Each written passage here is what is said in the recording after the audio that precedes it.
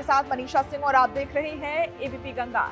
लोकसभा चुनाव के बीच 4 चरण की वोटिंग खत्म हो गई है। 5वें चरण के लिए चुनाव प्रचार जोर शोरों से चल रहा है। 5वें चरण के तहत उत्तर प्रदेश की 14 लोकसभा सीटों पर वोटिंग होगी। अब तक 4 चरण में राज्य की 39 लोकसभा सीटों पर चुनाव हो गया है, लेकिन अब 5वें चरण के दौरान जिन 14 सीटों पर वोटिंग होगी, उनमें 13 सीटों पर बीजेपी ने बीते चुनाव में जीत दर्ज की थी।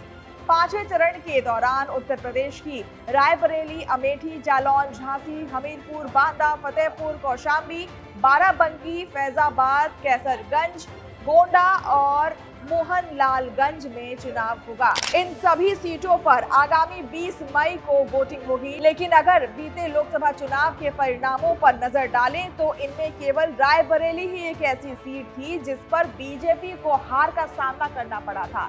बाकी 13 सीटें बीजेपी ने जीती थी। ऐसे में एक बार फिर बीजेपी के सामने अपने पुराने रिकॉर्ड को दोहराने की चुनौती होगी। हालांकि बीते चुनाव में समाजवादी पार्टी के साथ बीएसपी का गठबंधन था, लेकिन इस बार सपा का कांग्रेस के साथ गठबंधन है और दोनों ही दल इंडिया गठबंधन के तहत चुनाव लड़ रहे हैं। इस वजह से बीते चुनाव में कम मार्जिन से जिन सीटों पर हार जीत हुई थी, वो सीटें भी काफी अहम होने वाली है। बीते चुनाव में 5 सीटें ऐसी थी जिस पर बीजेपी 1 लाख से कम की मार्जिन से जीती थी। बीजेपी जिन सीटों पर कम मार्जिन से जीती थी, उनमें मोहनलालगंज, अमेठी, फैजाबाद, बांदा और कौशाम्बी थी।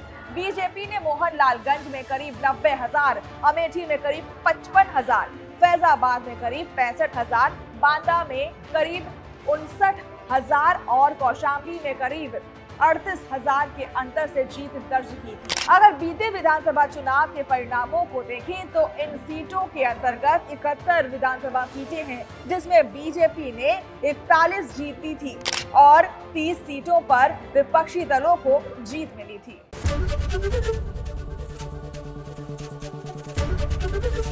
एबीपी गंगा, खबर आपकी, जुबान आपकी।